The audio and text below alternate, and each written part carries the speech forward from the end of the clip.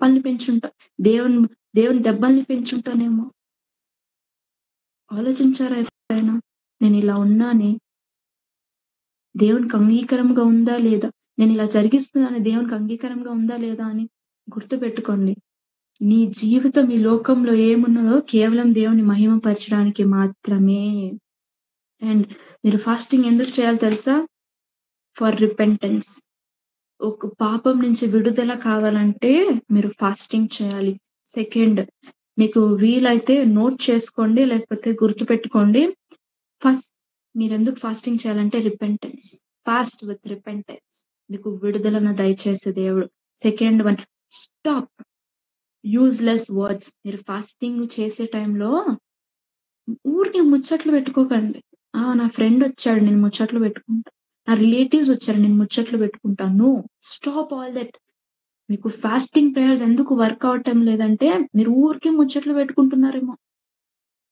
Stop useless talks and stop useless works.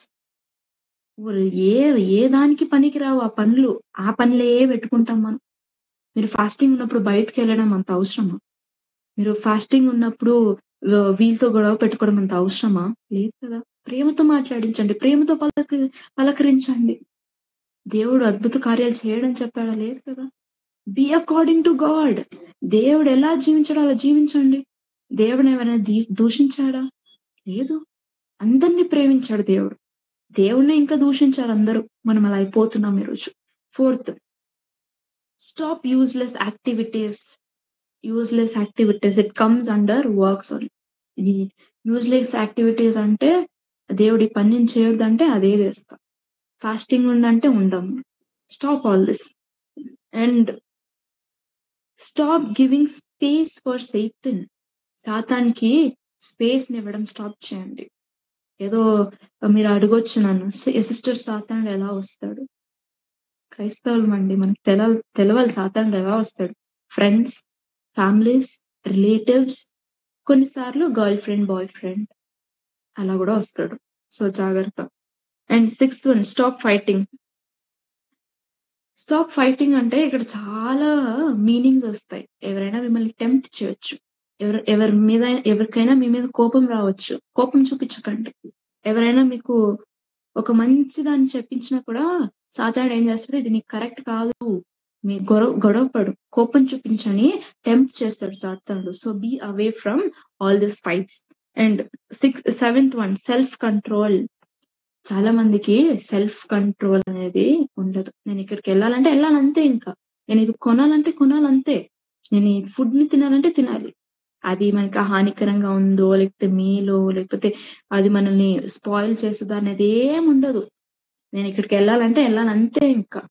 So అట్లాంటి self control మనలో ఉండాలి. Give thanks to the lord. Eighth one, give thanks to the lord.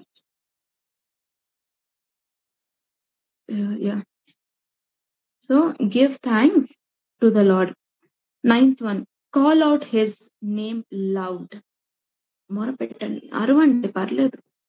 ఎక్కడ అరవాలి? దేవుని సన్నిధిలో దేవునికి మొరపెట్టాలి. Bring out your voice, put out your voice. కోపం వచ్చినప్పుడు, లేకపోతే ఏదైనా గొడవ వచ్చినప్పుడు మనం అరుస్తాం కదా, గట్టిగా అరుస్తాం. నువ్వు ఇలా చేస్తావు, నువ్వు ఎందుకు ఇలా చేస్తావు, నేను ఇలానే చేస్తాను, గట్టిగా అరుస్తాం. అయితే దేవుని సన్నిధిలో, దేవా, what is that? Never be silent in God's presence.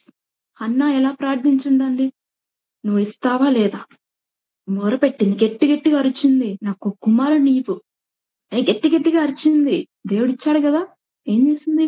ఏదో సైలెంట్ గా వెళ్ళి దేవా నాకు కుమారుడు నీవు తండ్రిని అడిగింది? లేదు, గట్టిగా ప్రార్థించింది. దేవుని పాదాలు చెంత చేరి గట్టిగా ప్రార్థించింది. దేవుడు ఇచ్చాడు కదా. అలాగే మన